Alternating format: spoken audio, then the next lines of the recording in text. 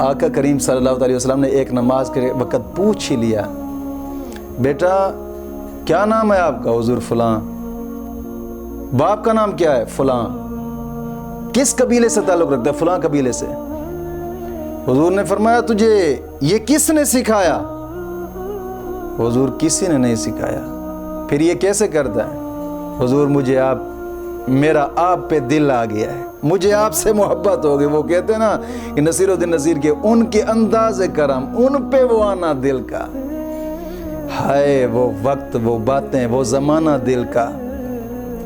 کچھ نئی بات، کچھ نئی بات، وہ محبت کی شروعات، وہ بے تحاشا خوشی دیکھ کر ان کو وہ پھولے سے نہ سمانا دل کا۔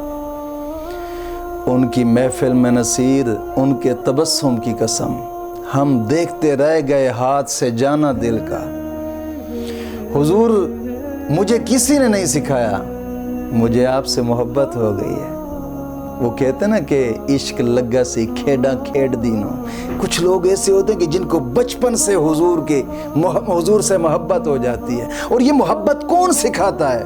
پہلی جھولی کس کی ہے؟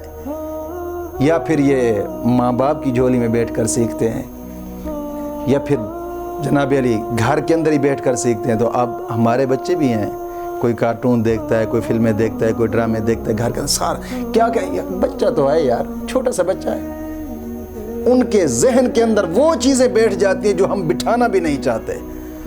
کاش کہ اگر ہم بھی اپنے بچوں کو، چھوٹے سے بچے ہوں، اور ہم ان کے دل میں حضور کی محبت، حضور کے صحابہ کے واقعات، حضور کی باتیں بتانا چاہیں، تو ظاہری بات ہے وہ چھوٹے چھوٹے دل، وہ چھوٹے چھوٹے دماغ ذہن کے اندر سوچیں گے میرے ابو یار کس کی بات کر رہے ہیں،